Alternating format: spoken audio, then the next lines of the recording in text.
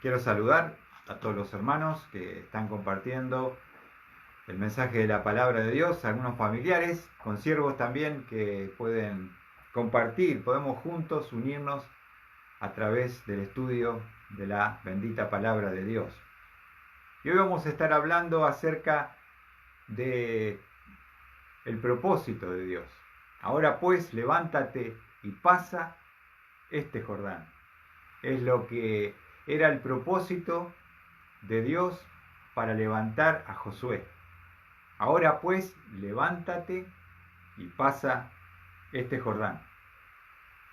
Y vamos a ver en primer lugar que el paso de fe, justamente nosotros, Dios nos desafía mediante la fe para conquistar las promesas de Dios. Necesitamos dar ese paso de fe. No es que Dios se va a hacer cargo de todo y Él lo va a hacer completamente sin ninguna intervención del hombre. Dios estaba dispuesto a liberar y abrir el Jordán, pero había que dar el paso de fe. Y muchas veces uno quiere tener todas las circunstancias alineadas, sin ninguna traba, ningún problema, esperar que esté todo despejado para poder dar ese paso de fe. Pero no va a pasar, porque Dios quiere desafiar nuestra fe. Vamos a ver que el paso de fe en primer lugar se lo va a pedir al líder, a Josué. Josué 1:2 dice: mi siervo Moisés ha muerto, ahora pues levántate, cruza este Jordán, tú y todo este pueblo, a la tierra que yo les voy a dar a los hijos de Israel. Le dice al líder, que es el que tiene que llevar a cabo el propósito de Dios: ahora pues levántate y cruza este Jordán, tú y todo este pueblo. En primer lugar, el desafío para el líder, pero también el desafío para el pueblo. Nos dice Josué 1:11: pasad por medio del campamento y ordenad al pueblo diciendo: preparad provisiones para vosotros, porque dentro de 3 días cruzaréis el Jordán para entrar a poseer la tierra que el Señor vuestro Dios os da en posesión. En 3 días cruzaréis el Jordán para entrar a poseer la tierra que el Señor vuestro Dios os da en posesión. Dios tiene una tierra prometida. Dios tiene un lugar preparado. Pero nos corresponde a nosotros dar el paso de fe.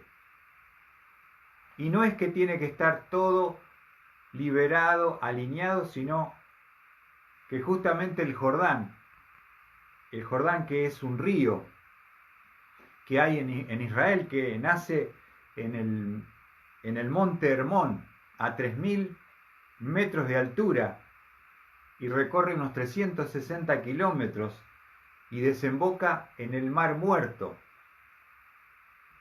Justamente este río que atraviesa la tierra prometida a la cual ellos debían entrar, era ese límite natural. El Jordán representa esa barrera que nos separa de la tierra que Dios ha prometido para cada uno de nosotros. Y Dios tiene promesas y Dios tiene propósitos, pero no lo vamos a obtener si no damos el paso de fe. Y justamente este es el Jordán, es este río que nace en el Hermón a 3000 metros de altura sobre el nivel del mar y desemboca en el Mar Muerto a 400 metros bajo el nivel del mar. ¿Qué les parece? Quiere decir que es un río no muy ancho, pero sí caudaloso. Es un río muy caudaloso. Y necesitamos dar ese paso de fe para poder atravesar el Jordán, para entrar a poseer la tierra que Dios tiene preparada. Dios va a probar nuestra fe, y eso es muy importante. Y vamos a tener que dar un paso de fe, desprendernos, arrancar, empezar a movernos. No esperar que Dios haga todo desde los cielos, sino que Dios quiere desarrollar nuestra fe. Así como cuando salieron de la esclavitud de Egipto, tuvieron que atravesar el Mar Rojo, ¿se acuerdan? Y allí Dios los liberó. Y con ese mismo mar que salvó a Israel, destruyó a los enemigos y pasaron en seco y se habían formado esas paredes de agua y fue algo glorioso. 40 años después, la nueva generación de los hijos, los otros quedaron enterrados en el desierto justamente por no confiar en Dios, por falta de fe, porque cuando Dios los llevó a reconocer lo que Dios les iba a dar, ellos dijeron, no vamos a poder. Y eso ofende a Dios, nuestra incredulidad. Hizo que ellos murieran sin haber nunca podido entrar a esa tierra que Dios había preparado. Entonces, para nosotros hoy, el Jordán es una barrera, es un desafío que Dios nos coloca por delante. A cada uno de nosotros, que indudablemente necesitamos depender de Dios. Ellos no podían atravesarlo al río si Dios no abría ese río Jordán. Y vamos a ver que en Josué capítulo 3, versículo 15, nos dice la palabra de Dios en qué momento ellos van a tener que atravesar este río Jordán. Dice, y cuando los que llevaban el arca entraron en el Jordán, y los pies de los sacerdotes que llevaban el arca se mojaron en la orilla del agua, porque el Jordán se desborda por todas sus riberas todos los días de la cosecha. Quiero decirte que el río Jordán, en el momento que ellos lo tenían que atravesar, estaba en su máximo caudal. Estaba completamente desbordado en sus riberas y su orilla. Y nosotros acá tenemos el arroyo de la Cruz, que es un arroyo pequeño, insignificante y manso, pero cuando vienen las inundaciones, la lluvia y los campos desaguan sobre el arroyo, se torna en bravo e imponente y personas han fallecido en este arroyo, justamente por la corriente y el caudal.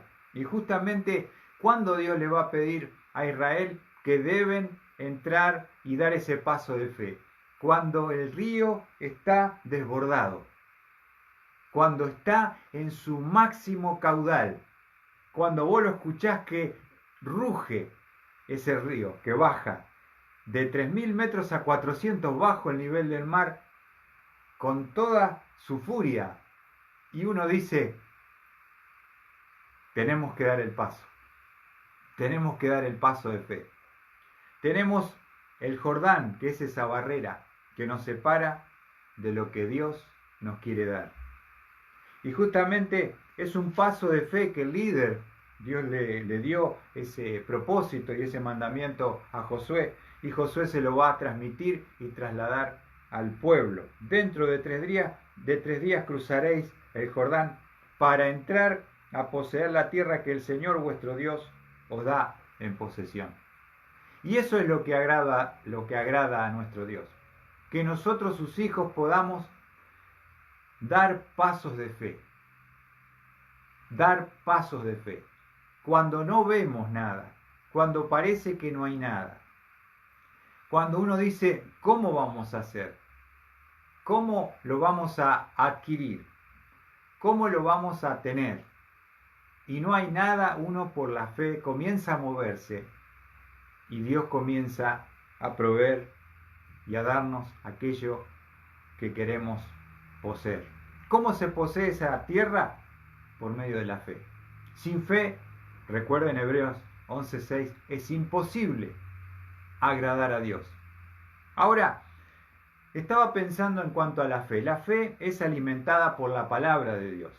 La fe viene por el oír y el oír viene por la palabra de Dios. Pero no solamente Dios utiliza la palabra como el alimento de la fe. La fe necesita ser ejercitada mediante las pruebas y mediante los desafíos de fe.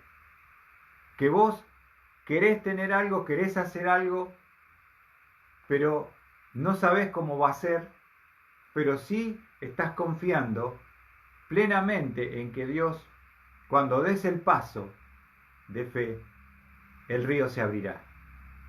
Pero había que dar el paso. Si uno no da el paso y espera que todo esté alineado en perfección, nunca vamos a avanzar, nunca vamos a poseer lo que Dios tiene preparado para nosotros. O sea, si ellos no atravesaban el Jordán, nunca iban a tener su propia tierra, nunca iban a poseer aquella tierra que Dios les había prometido. Pero las promesas se obtienen por medio de la fe. ¿Qué les parece? Tenemos que tener esa fe para dar ese paso y creer y confiar en Dios. Les cuento un ejemplo. Cuando soñábamos en algún momento comenzar una iglesia, fundar una iglesia, nos juntábamos en casa a estudiar la palabra. Y si nosotros nos mirábamos a nosotros mismos, en el caso mío, con una pensión graciable, que era de 101,85 en ese momento, ya teníamos como 60 pesos de luz, y después teníamos que vivir. Y uno de los jóvenes que comencé a discipular, Jeremías Alvarenque, él venía de no saber lo que era el trabajo, pero yo le decía un día, Dios puede proveernos para hacer la obra de Dios. Con una persona sin trabajo, con una persona con un dinero que no alcanza para las necesidades básicas, Dios puede proveernos, si tenemos fe, todo lo que necesitemos para edificar la iglesia, el Señor nos lo dará.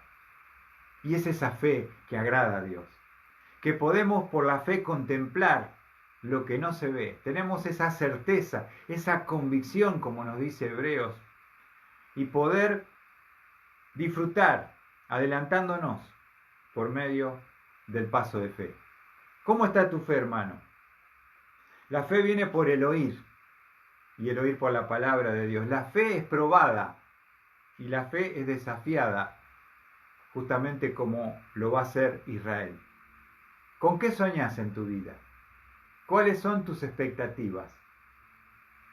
¿Cuáles aquellas cosas que te gustaría un día alcanzar?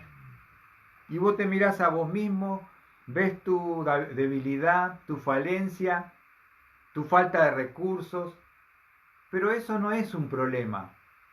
El problema mayor es a veces nuestra falta de fe. Porque con la fe viene la provisión. Con la fe, dando el paso de fe, el Jordán se nos va a abrir. Así que el líder estaba preparado y prepara al pueblo y le dice, en 3 días, prepárense, porque vamos a cruzar el Jordán. Y una vez que entremos, vamos a poseer la tierra que el Señor vuestro Dios nos da en posesión. Qué bárbaro, ¿no?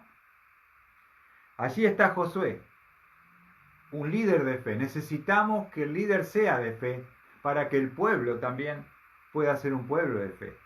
A veces nosotros vivimos de la lógica, vivimos simplemente de lo que nosotros podemos hacer y alcanzar, y no de lo que Dios nos puede dar, lo que Él nos puede proveer. Y necesitamos que esa fe, que a veces es teórica, que a veces conocemos historias, sea desafiada para dar ese gran paso de fe. Vamos a compartir entonces el segundo punto: la presencia de Dios debe estar primero. Entonces, para dar ese paso de fe, ¿cómo lo hago, Luis? Tenemos que la presencia de Dios debe estar primero en nuestra vida. Vamos a ver eso allí en Josué, capítulo 3, versículo 3. Nos dice así la palabra de Dios. Y dieron órdenes al pueblo diciendo: cuando veáis el arca del pacto del Señor vuestro Dios y los sacerdotes levitas llevándola, partiréis de vuestro lugar y la seguiréis. Cuando veáis el arca del pacto del Señor vuestro Dios y los sacerdotes levitas llevándola, partiréis de vuestro lugar y la seguiréis. ¿Saben cómo cómo el río Jordán se iba a abrir? Porque la presencia de Dios iba a ir delante de ellos, en el arca del pacto, que iba a ser cargada por los sacerdotes. La presencia de Dios debe ir delante de nuestra vida. Si queremos dar ese paso de fe, si podemos creer en Él, si podemos confiar en Él, Él debe estar en el lugar preeminente en nuestra vida, en nuestro corazón, mis queridos hermanos. Y eso es muy importante. A veces el que va adelante soy yo y Dios viene atrás mío. A veces uno pone a otros por delante. A veces puede haber un pecado que estamos colocando como algo prioritario en nuestra vida. Pero no la presencia de Dios. La presencia de Dios debe ser preeminente en nuestra vida. ¿Para qué? Para que siendo preeminente, dándole el lugar a Dios que Él merece, dice, partiréis de vuestro lugar y la seguiréis. Cuando ponemos a Dios por delante como primero, vamos a poder experimentar la guía de Dios. La guía de Dios. Si Dios va adelante, Dios va guiando mis pasos. No hay lugar para la caída, no hay lugar para el error, no hay lugar para las lágrimas y las consecuencias. Pero como muchas veces uno se maneja solo, en su propia sabiduría, en su propia prudencia, en su propio orgullo, no buscamos que Dios esté en el lugar que Él merece de honra en nuestra vida. No podemos experimentar como consecuencia de que Él no esté allí preeminentemente en nuestro corazón. No podemos experimentar su guía, que es magnífica y es maravillosa en nuestra vida. El Señor te guía, pero para que Él te guíe, Él debe estar en un lugar preeminente en tu corazón. Y eso es algo que debemos pensar, qué lugar está ocupando el Señor en tu vida. Si Él es Señor, tal vez muchos dicen, yo sé que Él es mi Salvador, yo sé que Él perdonó mis pecados, yo sé que si muero o aún me toca el coronavirus, voy a la presencia de Dios, no tengo miedo a la muerte, amén. Pero Dios no solamente quiere ser Salvador, quiere que nosotros tomemos la decisión de ponerle y hacerle Señor en nuestra vida. Que Él sea el Rey soberano, que Él sea el preeminente, el primero en mi vida. Y muchas veces no lo es. Están nosotros, nuestros sueños, nuestros gustos, nuestros deseos, nuestros placeres, nuestros pecados. Ponemos un montón de cosas.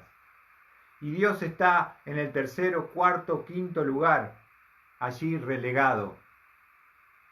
Ahora, si Israel quería pasar el Jordán, ellos debían ver claramente el arca del pacto, los sacerdotes, delante tenían que ir.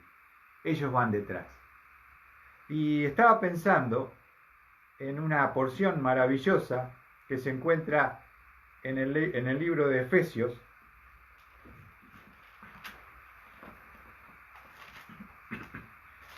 Claro, yo no puedo dar un paso de fe si Dios no es lo primero en mi vida. Me va a ser imposible, mis amados hermanos. Vamos a ver Efesios capítulo 1, versículo 20.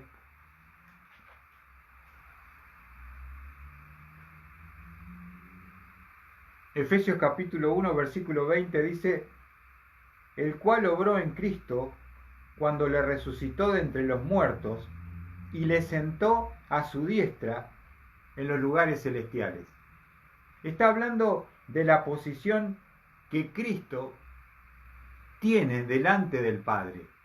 Después de haber descendido a la tierra, haberse humillado hasta lo sumo, haber muerto en una cruz, haber terminado la obra que el Padre le dio que hiciese, se levanta victorioso al tercer día, como el Jordán debía ser cruzado de acá a 3 días. Iban a pasar la barrera que los separaba de la promesa y de la bendición. De la misma manera, Jesucristo tuvo que ir a la tumba y en 3 días iba a vencer victorioso a la muerte. Se iba a levantar. Ahora, una vez que Él se levanta victorioso, nos dice el versículo 20, y le sentó a su diestra, a su derecha, en lugares celestiales. ¿Qué hace el Padre? Le da una posición preeminente. Estaba pensando un paralelismo entre lo que hace Dios con el Hijo cuando vuelve victorioso y qué es lo que nosotros debemos hacer con el Hijo, con Cristo nuestro Salvador. Tenemos que sentarlo en un lugar, en nuestra vida, en nuestro corazón, en un lugar donde Él sea preeminente.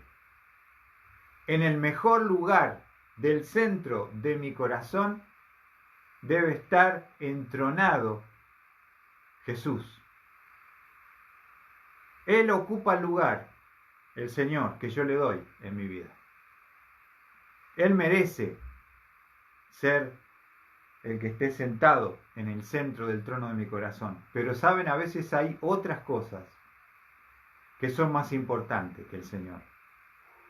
En primer lugar, vemos un lugar donde está sentado, en un lugar preeminente. Pero dice el versículo 21, y muy por encima de todo, principado, autoridad, poder, dominio y de todo nombre que se nombra, no solo en este siglo, sino también en el venidero. Otra cosa que el Hijo tiene, Él está por encima de todo. Y yo creo que son pasos para poder practicar el señorío de Cristo. En primer lugar, ¿qué posición tiene en el Señor en mi corazón? En segundo lugar, Él debe estar por encima de todo. De toda cosa, de toda persona, de todo afecto. Fíjense, allí en el libro, vamos a ver, en el libro de Mateo, capítulo 10. Y realmente cuando uno quiere hacer una obra grande para Dios y quiere comprometerse con Dios, tiene que existir este ordenamiento en el corazón. Tenemos que poner a Cristo donde debe estar. Y dice Mateo capítulo 10, versículo 37, el que ama al padre o a la madre más que a mí, no es digno de mí. Y el que ama más al hijo o a la hija más que a mí, no es digno de mí. Y el que no toma su cruz y sigue en pos de mí, no es digno de mí. El que ha hallado su vida, la perderá. Y el que ha perdido su vida por mi causa, la hallará. Él debe ser por encima de todo. Él debe estar en el lugar de honra, por encima de todo. Amarás al Señor tu Dios con todo tu corazón, con toda tu fuerza, con toda tu mente. Y hacer un balance, querido hermano, ¿qué significa Cristo para ti? ¿Qué lugar tiene en tu corazón? ¿Está sentado en el centro, en el trono? ¿Está por encima de todo? Hay un paso más. Volviendo a Efesios 1, versículo 22, nos dice, Efesios 1, 22, me encanta esta porción, hoy la estaba meditando y creo que es muy clara, ¿no? Dice, y todo sometió bajo sus pies y Él lo dio por cabeza sobre todas las cosas a la iglesia. Y aquí nos habla de otro paso.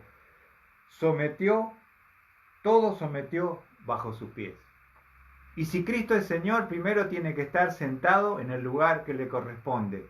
Tiene que ser por encima de todo afecto, amor a lo que tú puedas tener. En tercer lugar, debemos someter nuestra vida a la voluntad del Señor.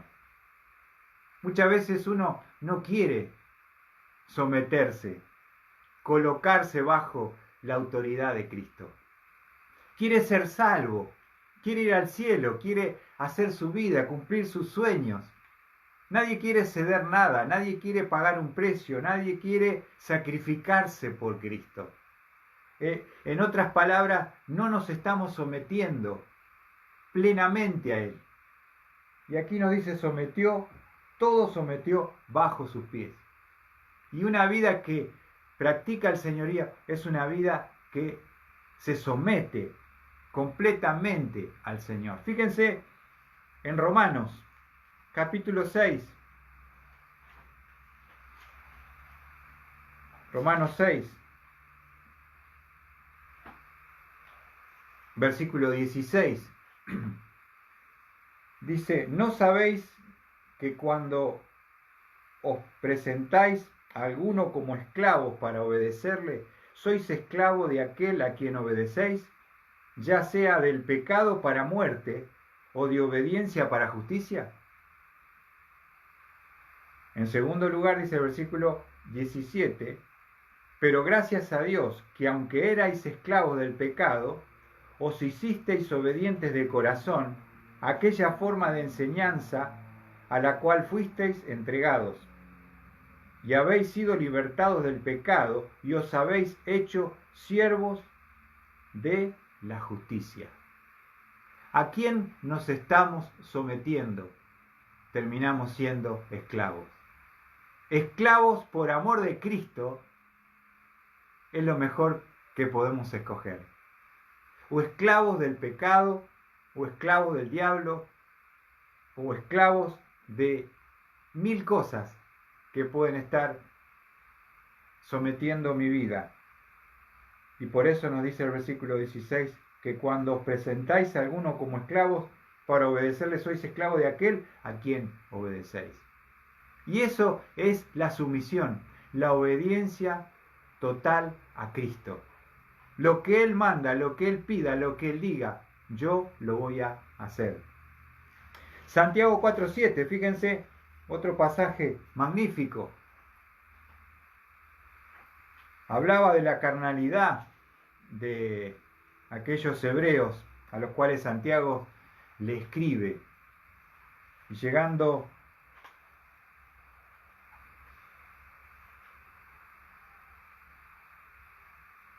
a Santiago capítulo 4, versículo 4, dice Santiago, oh almas adúlteras, ¿no sabéis que la amistad del mundo es enemistad hacia Dios? Por tanto, el que quiera ser amigo del mundo se constituye enemigo de Dios. ¿O pensáis que la Escritura dice en vano, Él celosamente anhela el Espíritu que ha hecho morar en nosotros?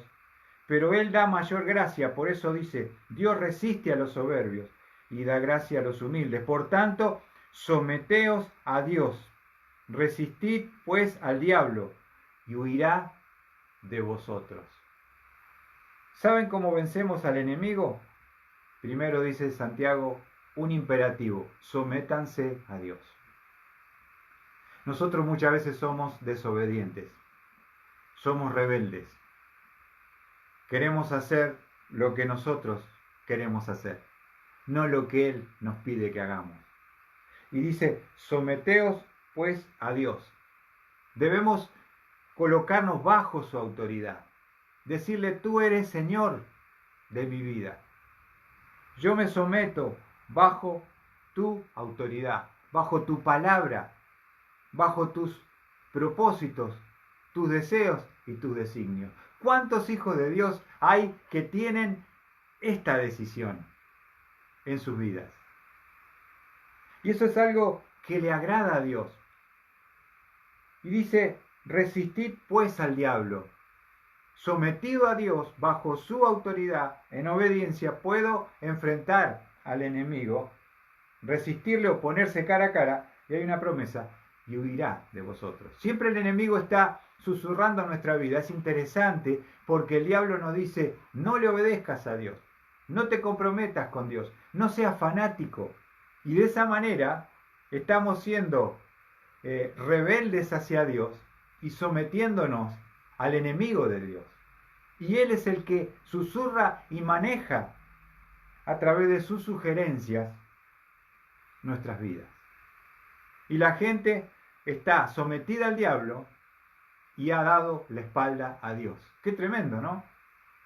Por eso, si queremos ser libres, si queremos ser personas conquistadoras y poderosas, el Señor debe ser esa palabra, Curios, Señor, el soberano del universo, el que está en el trono, el que está sobre todo amor que puedo tener, el que está a uno sometido a sus pies. Y por último, fíjense, volviendo a Efesios 1, en este cuadro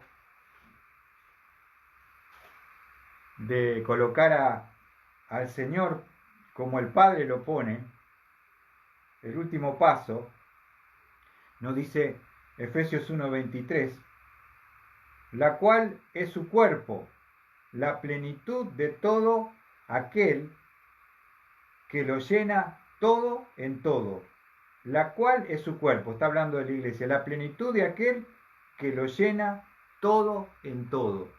Ahora, cuando yo pongo a Cristo en un lugar preeminente, sentado en el trono de autoridad, cuando someto mi vida, lo pongo por encima de todo amor, someto mi vida bajo su voluntad, la consecuencia es, Él me llena en todo.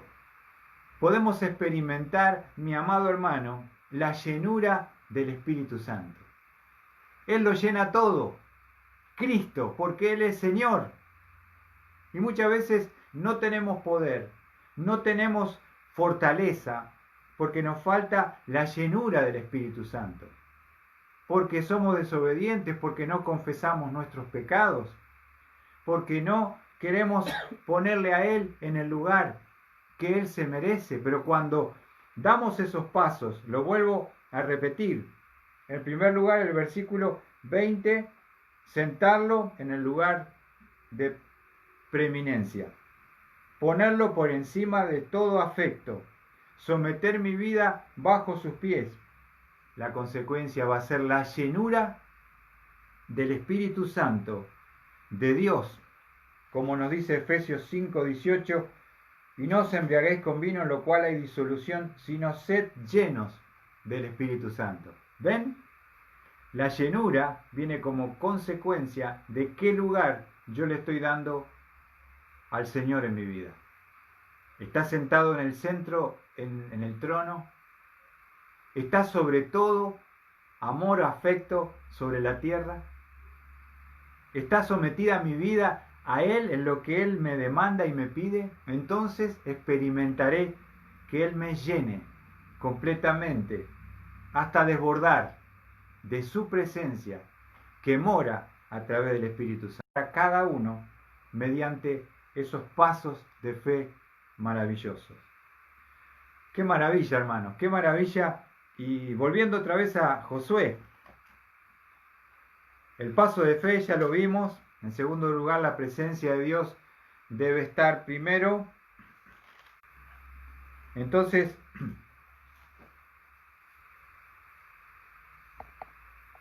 seguimos ahí, ¿no? Vamos a ver el versículo 4 de Josué 3:4. Sin embargo, dejaréis entre vosotros y ella una distancia de unos 2000 codos. No os acercaréis a ella para saber el camino por donde debéis ir, porque no habéis pasado antes por este camino. Y aquí claramente uno ve que había que mantener una distancia con respecto a la presencia de Dios. Justamente para que Él pueda ser el que guiara el camino, para poder ver con claridad y con perspectiva lo que Dios tenía, ¿no? Y por eso nos dice el pasaje, para saber el camino por donde debéis ir. Y una vez que la presencia de Dios está en el lugar donde debe, Él me va a poder guiar en cada paso que yo pueda dar. ¿Y saben por qué necesito la guía de Dios? Porque nos dice el pasaje versículo 4, porque no habéis pasado antes este camino. Es un camino que yo desconozco. Es un camino que si Dios no me guía, se transforma en peligroso. Es un camino que si Él no va adelante, Él no va a abrir y disipar los obstáculos que puedan presentarse. Los enemigos que me quieran destruir, si la presencia de Dios va adelante, yo puedo caminar detrás con toda confianza. El apóstol Pedro nos dice que Jesucristo nos dejó su ejemplo para que sigamos sus pisadas. Y él siempre estaba dejándose guiar por el Padre y haciendo lo que al Padre le agrada. Y con la fortaleza y el poder del Espíritu Santo. Nosotros seguimos las huellas que Él nos deja, porque yo desconozco el camino, pero Él, como es un Dios omnisciente, que todo lo sabe, Él conoce dónde debo ir. Me guiará para que no tenga que lastimarme, ni dañarme, ni ser destruido. Porque sé que Él va delante mío. Porque es un camino que me da temor, porque dice, porque nunca habéis pasado antes por este camino. Así que ellos estaban parados frente a un río desbordado, que se salía el agua por los costados, en su máximo caudal. Se escuchaba rugir el río Jordán y dice, ustedes tienen que prepárense para dar el paso de fe.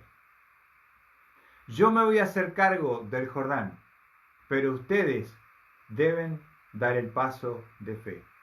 Si no dan el paso de fe, el Jordán jamás nunca se les abrirá. Y quedarán de este lado. Así, por la falta de fe, sus padres quedaron enterrados en el desierto. Esta nueva generación es desafiada por Dios, por el líder de Dios, a pisar el Jordán. Así que el paso de fe, la presencia de Dios debe estar primero, y por último, la purificación del pueblo. La purificación del pueblo. Si uno quiere conquistar, si uno quiere dar un paso de fe como nunca lo ha dado, dice Josué capítulo 3 versículo 5, entonces Josué dijo al pueblo, consagraos, porque mañana el Señor hará maravillas entre vosotros. Lo vuelvo a leer. Entonces Josué dijo al pueblo, consagraos o santificaos, porque mañana el Señor hará maravillas entre vosotros. Me encanta este pasaje. Esta palabra santificar es justamente como se traduce la palabra en la versión de las Américas, consagrar. Debemos estar en condiciones, debemos estar, esa palabra en el hebreo significa limpio, consagrado, dedicado, purificado, santo. Si uno quiere dar un paso de fe, tiene que estar en buenas condiciones espirituales. Tiene que estar limpio. Fíjense en Éxodo, capítulo 19. Éxodo 19. Versículo 10 y 11. La purificación del pueblo estamos viendo. Éxodo 19, 10 dice, el Señor dijo también a Moisés, ve al pueblo, conságralos hoy y mañana, y que laven sus vestidos. que estén preparados para el tercer día, porque el tercer día el Señor descenderá a la vista de todo el pueblo sobre el monte Sinaí, sobre el monte Sinaí. ¡Qué maravilla! Porque ellos iban a estar en el encuentro con Dios en el monte Sinaí. Ahora, ¿cómo nos podemos acercar a Dios si no es por medio de la limpieza y santidad? Por eso me encanta el versículo 10, dice: ve al pueblo, conságralos hoy y mañana, y que laven sus vestidos, vestiduras limpias, vidas que están confesadas delante de Dios, vidas que están consagradas delante de Dios, vidas que están alejadas suficientemente del pecado y de la rebelión. Dios no se manifiesta, Dios no hace milagros, Dios no hace maravillas, si no hay un pueblo que está santificado, limpio, consagrado. Haciendo esa comparación con una ropa, ¿cómo es la ropa de un consagrado? Está limpia, no tiene manchas que arruinan esa vestidura, con un testimonio limpio, con una conciencia limpia, con una vida limpia, que sea apartada del pecado, apartada del mundo. Y ahí es donde vamos a poder ver la manifestación de Dios, como decía el versículo 11, porque el Señor dice: descenderá a la vista de todo el pueblo sobre el monte Sinaí. Y eso es algo que no podemos evadir. Nos dice Eclesiastés, vamos a ver Eclesiastés, un versículo hermoso también, hablando de las vestiduras, comparándola con nuestras vidas, con nuestros testimonios, cómo estamos delante de Dios. Eclesiastés capítulo 9, versículo 8.